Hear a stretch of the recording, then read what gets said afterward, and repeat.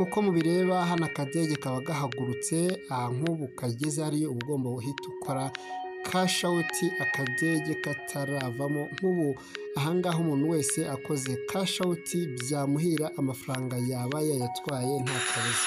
Aha rero iyo kagiye fly away bisobanuye ko niba utarakuramo kamaze kukurya, kandi ahangaha nta mahirwe uba ufite yo kugaruza ayawe.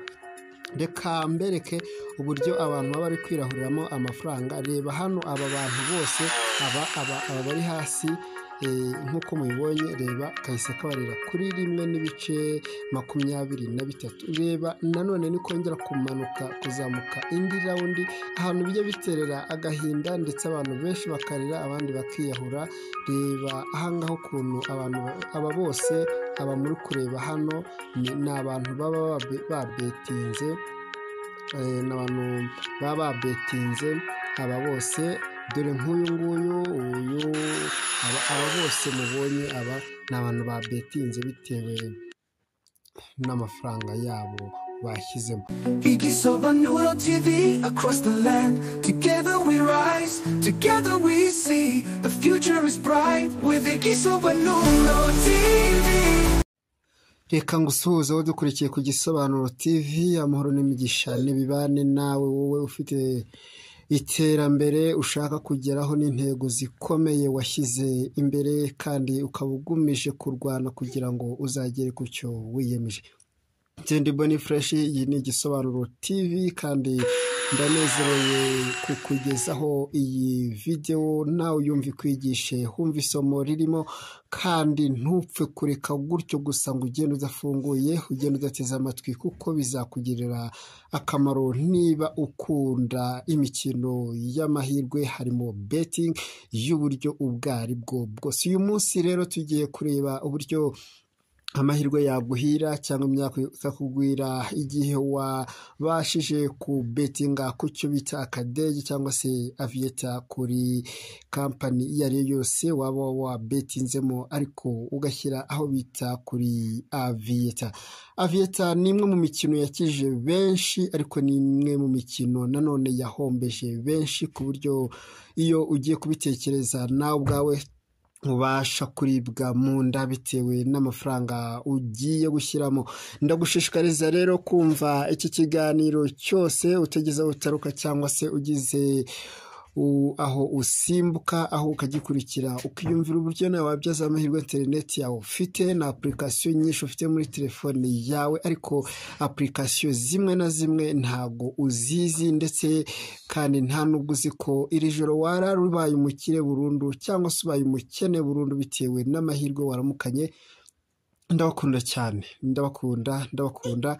Niyo mpamvu nanjye mfatiye umwanya kugira ngo mbagezeho ibintu nk'ibyo byagiye mu mitima ya benshi. Bamwe ntibakiryama, ntibagisinzira, abandi imibiri imaze kugabanyura ibiro, abandi ibiro bimaze kwiyongera cyane ko hari abantu bamaze kubikiriramo ku buryo butandukanye, kandi nawe ushobora kujya muri abo. Cyakora hari n'abandi bamaze kwiyahura, abandi batandukanye n'abagore babo cyangwa se n'abagabo babo bitewe n'amahirwe make bagiriye muri uwo mukino. Kandi ndabizi neza ko ufite igice kimwe muri abo ngabo, byanze bikunze ufite igice kimwe muri abo ngabo mvuze. Dutangire rero twagiye. Umukino w'akadege ni umukino ufungura, wamara gufungura akadege kakazamuka ku bikubo baba bashyizemo, ariko iyo ibikubo bizamutse hari ikintu uba ugomba kwitondaho, ni uko uba ugomba gukora cash out mbere y'uko ako kadege kabasha gusubira hasi cyangwa se kuvamo. Iyo ubashije gukora cash out akadege kakiri hejuru cyangwa se kakiri kubara ayo mafaranga, uba wayatsindiye nta kabuza, kuko ahita ajya kuri balance yawe, ukabasha no kuyabikuza ubishaka ukayishyira kuri mobile money uba wakoresheje MTN, Airtel cyangwa se ubundi buryo ukoresha bitewe n'igihugu uherereyemo. Niyo mpamvu rero ahangaha kugira ngo utsinde neza bisaba kuregera ku buryo waba utari bujye hejuru ya 1.5 kimwe kugira ngo urye inshuro nyinshi bitewe n'amafaranga uzaba washoye. Ariko nanone iyo urengeje ntuzarenze 2, ariko nushaka kurya menshi nabwo uzaharenza kuko ari ubwo akadege kajya karenga kagera no mu 7,000 nk'uko mubireba kuri screen izanyu. Ariko ntabwo ari buri gihe, ni rimwe nko mu kwezi cyangwa se mu minsi 5 cyangwa 6 cyangwa 3 bishobora kuba muri rimwe. Ariko nanone ibyo ntibyaguca intege, uwo munsi bizaba ntago nzi aho uzaba uri, nta nubwo nzi amarangamutima uzaba ufite kugira ngo wategereza ako kadege kagere kuri uwo mubare 7,000 wose. Abenshi bagunda kukuramo byibuze kageze ku 10 bitewe n'amafaranga washyizemo, ariko nabyo ntago bikunda guhira benshi kuko ni byiza ko udategereza ko amafaranga yikuba cyane kuko nawe wari mu gice cyo kuba wahomba cyane. Urugero, niba akadege kagarutse kagera muri 1.3, aho ngaho ni umwanya mwiza wo gutukuramo ayawe, cyangwa se niba ugira amahirwe akagera muri 2 hita ukuramo ayawe, niba ugira amahirwe akagera muri 3 hita ukuramo ayawe. Ariko nanone ayo mahirwe ntabwo azaguhira. Ikindi wakitwararika, niba ubonye umaze kurya amafaranga yawe ayo ariyo yose wariye ukabona ugejeje ku ntego y'amafaranga wari ukeneye, hita uva mu funga umukino. Abantu benshi bakunda kugwa aha hantu bakumva ko ubwo babonye amafaranga menshi bura bagiye kurya andi menshi, nyamara wakoze projet ya kariya kantu nawe yarazi neza ko azabonamo inyungu. Icyakora azi neza ko hatabugize abandi bantu nabo babibyazamo inyungu nta n'abandi bantu bazi. Niyo mpamvu azafata inshuro 20 akabaherezamo inshuro 10, izindi 10 akazigiriza, cyangwa se akabaherezamo inshuro 18, ariko 2 zikaba zihagije kugira ngo zimuhembe bitewe n'amafaranga abarimo. Cyane ko mwebwe mugishyiramo babanza kureba amafaranga mufitemo kugira ngo ako kantu kataza guhomba, kandi iyo kamaze kuri amafaranga gafitemo akabanza avuga ati ngiye gukuramo inyungu byibuze ya miliyari, ariko nimara kuramo inyungu ya miliyari ndongera mbahemo miliyoni 10, nimara kuba miliyoni 10 ndongera nkuremo miliyoni 7, nimara kubamo miliyoni 7 ndongera mbahemo miliyoni 3. Niko kagenda kabara. Ndabizi neza ko niyo mpamvu abantu benshi babasha kubetinga bakagumamo birangira bahiye burundu nayo bari bariye ibi yose bakayakura. Ikindi wakamenyaho utaruzi nuko iyo wakinjiyemo biragoye rwose kuzakaburamo kuri telefone ifite internet, kuko iba kamaze kubera nk'ikiyobya bwenge, ku buryo hari abantu bagiyemo guhera nko mu kwa mbere uyu munsi bakirwana no kugaruza yaba, ariko byaranze. Benshi bagiye mu makredi, umunsi umwe wenda ashobora kujyamo bikamuhira, akarya niba akizemo 10 akarya 400 agahita aryoherwa, nyuma yagumamo ya 400 akabasha kuyahomba yose akongera agasubira ku isuka. Niyo mpamvu amahirwe rero ngubwira ngo niba amahirwe yagusekeye ukaba wabashije kugira aho ugera bitewe n'intego wari ufite, hita uhagurika umukino byibuze mu gihe runaka, kandi uzagaruke nanone wabiteguye. Pana kuza ngo wigo wicaye imbere ya telefone, wigo wicaye imbere ya mashine, wigo wicaye imbere. Biragoye ko ni wigo hicaye byibuze amasaha birahagije kugira ngo ube wahombye, kandi byakuviramo no kwiyahura cyangwa se gutandukana n'uwo mwashakanye bitewe n'amarangamutima uzaba ufite igihe wahombye, bitewe n'ingano y'ibyo wahombye. Cyane ko abantu benshi bajya bashoramo amafaranga menshi nabo birangira tayari biyahuye.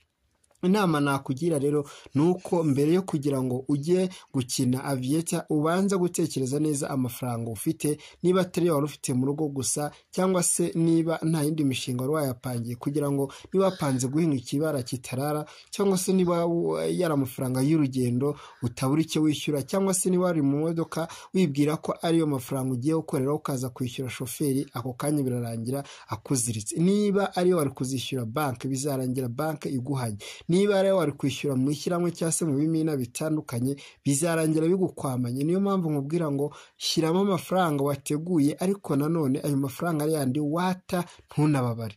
Ndakuzi amafaranga araryoha, nubasha kubona uriye rimwe uzashaka kurya ibirenze, nyamara nanone uwo nguwo ushaka kurya ibirenze nawe ashaka kukurya ibirenze. Ariko niba utari muri ba banyamahirwe navuze, babandi bazamenera igihe rimwe na rimwe bashatse ko kureshya abakiriya, dore ko bagiye barenza imibare ikajya hejuru cyane ku buryo ujya kubona umuntu washyizemo 10,000 yariye ibihumbi 100, ukibaza ibintu bibaho.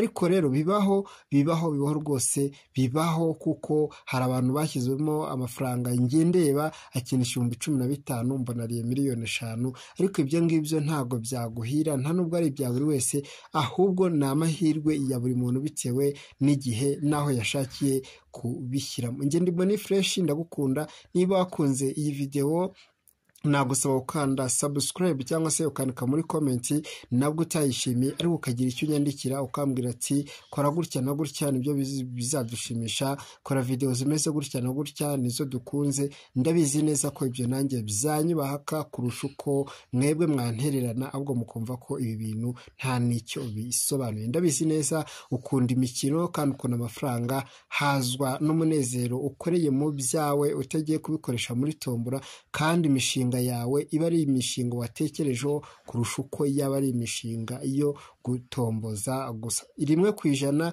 0.00 1% y'amafaranga utunze aba ari uzakinisha Vieta niba ushaka kuzakina, kandi ukaba wabona amahoro utiyahuye cyangwa se udahuye n'izindi ngaruka. Urugero, niba ufite ibihumbi 100 mu mufuka, gerageza ntubetinga amafaranga arenze 200. Ndabizi neza ko ibingibi wahita uvuga ngo 200 se yamara iki, ariko amahirwe yagusekeye akategera akabasha kwikuba 10, waba ufite 2,000 wakongera kubishyiraho kakikubisha 10 ukafite 20, wazahaguruka ufite 2,200. ariko ntago wavuga ko bizaguhera 100%. Nimpamvu ubwira ngo kora, ariko imenge wateguye uwo mushinga nawe arashaka kugira inyungu.